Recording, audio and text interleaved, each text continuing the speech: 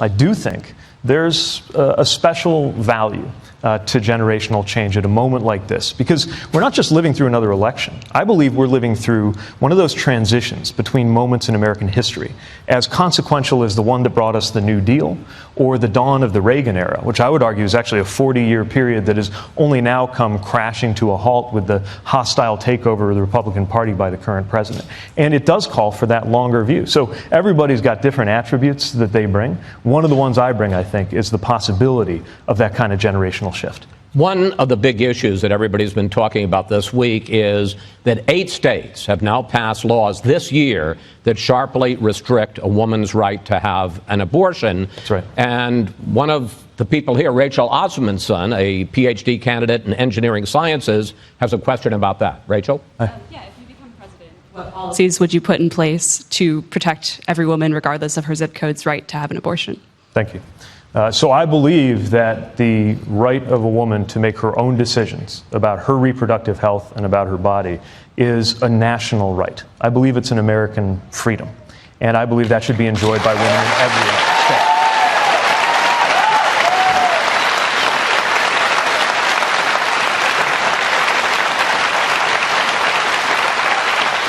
Now, being a Democrat with pro-choice values who lives and governs in a community in Indiana, I get that there are a lot of passionate views on this, a lot of people I care about. Even some of my supporters believe differently than I do, but that's what I believe.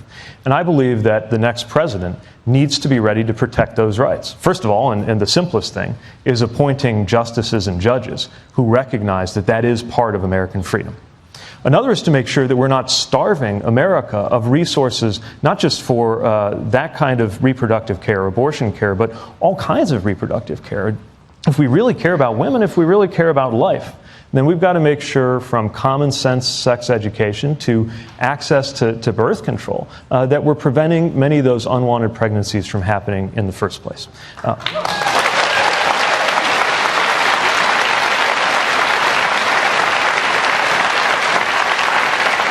There's a lot more, but I'll leave it there.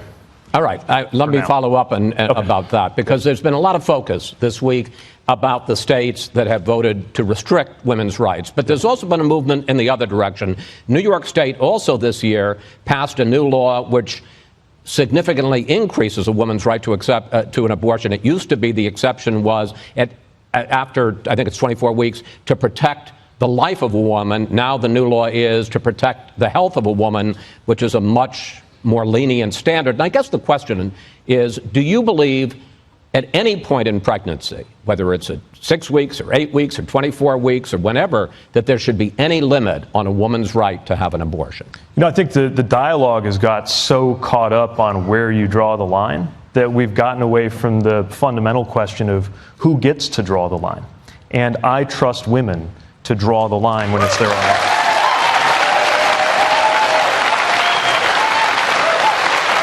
So just to be clear, you're saying that you would be okay with a woman well into the 3rd trimester deciding to abort her pregnancy? Look, these hypotheticals are usually set up in order to provoke a strong emotional... But in fairness, sir, it's not hypothetical. There's 6,000 women a year who get abortions in the 3rd trimester. That's right, representing less than 1% of cases. I know, but it's 6,000 pregnancies. Let's take ourselves in...